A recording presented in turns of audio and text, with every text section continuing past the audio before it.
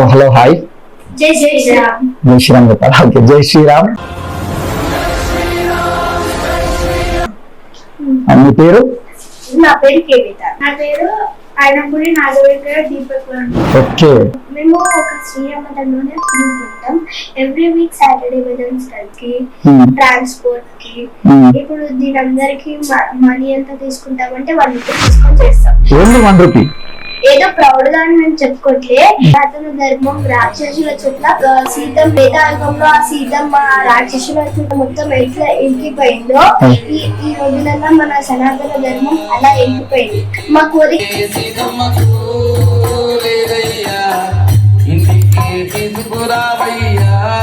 కోరిక ఏంటంటే మినిమం ఒక కాలనీలా ఒక టెంపుల్ లా ఇట్లా భజన మండలి ఉండాలని మాకు కోరిక.